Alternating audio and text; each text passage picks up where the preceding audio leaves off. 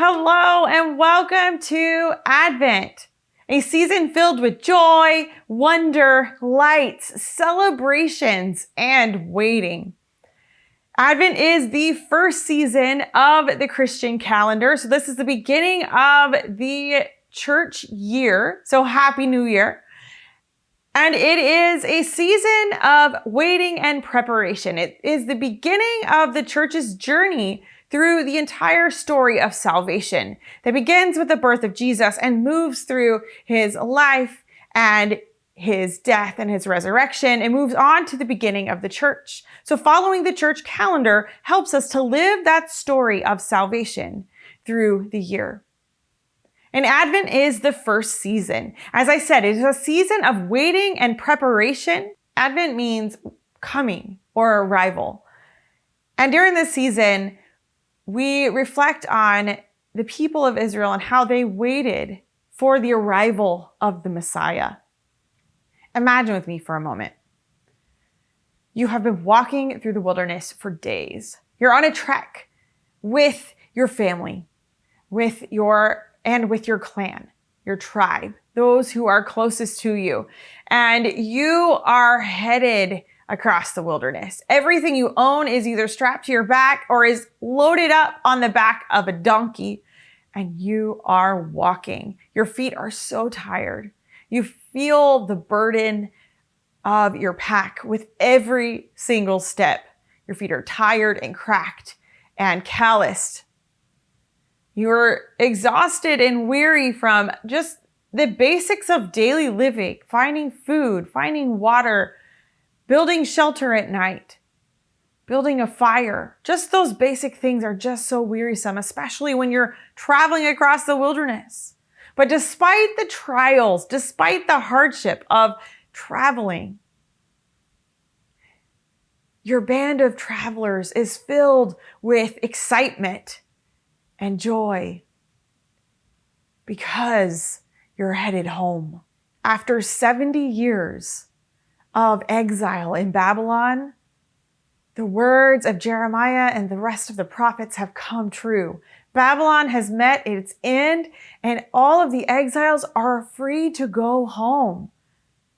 A home that they've only heard stories about, being born in exile. And they're headed home. You don't know what to expect, but you're excited because of everything you've been told your whole life about this promised land. One day you wake up and you finally see it on the horizon, the Jordan River. Home lies just beyond it. But for the remnant of Israel who returned to the promised land after the exile, this is just the beginning of the fulfillment of all of the promises that God had made to his people through the prophets. Let's look at the words of the prophet Jeremiah in Jeremiah 33, starting in verse 14. The days are coming, declares the Lord, when I will fulfill the good promise I made to the people of Israel and Judah. In those days and at that time, I will make a righteous branch sprout from David's line. He will do what is just and right in the land. In those days, Judah will be saved, and Jerusalem will live in safety. This is the name by which he will be called, the Lord our righteous Savior. The remnant who returned from exile in Babylon was faced with the reality of waiting in this in-between time. They already had experienced the fulfillment of God's promise to bring them back out of exile. But they had yet to experience his promise of the coming of a Messiah, of the Messiah. So they were caught in this time between. And they would have to wait for another 400 years for that Messiah to come. We find ourselves in a similar situation. We are caught between the already of Jesus coming. He's already come. He lived, he died, he rose again. But we're in this in-between time because he's not yet come again. So we are caught between this already of his coming and his not yet of his return. But this waiting is not like waiting in line at a store or waiting on a table at a restaurant or waiting for the mechanic to finish working on our car. This waiting during Advent is an expectant waiting, waiting for the arrival, the coming. It is a waiting pregnant with meaning that is filled with action. Advent waiting is intentional waiting, characterized by hope, faith, joy, and peace. Each week during this Advent season, we will pick up one of these themes and we will unpack it and talk about how does this impact our waiting. This week, in the first week of Advent, our theme is hope. When you hear the word hope, what comes to your mind? How do you use the word hope, or how do you hear it used?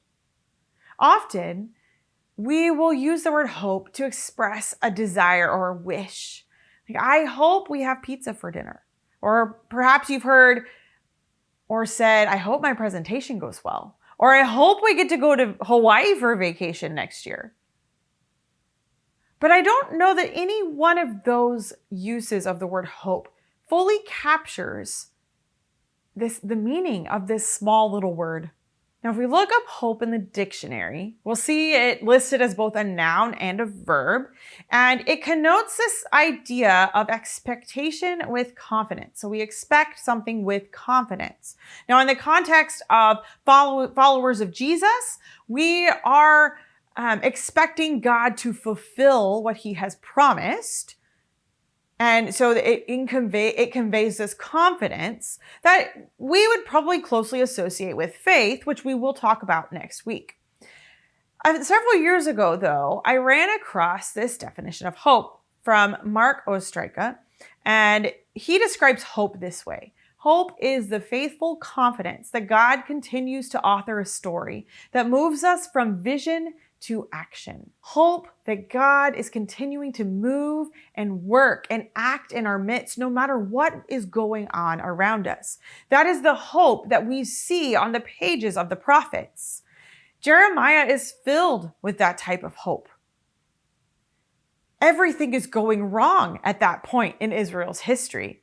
The people are so far from God. Everything is bleak. Everything is topsy-turvy. Yet, despite the messages of judgment, there are messages of hope, like what we read earlier, where Jeremiah is saying, God is still here. He's not done with us yet.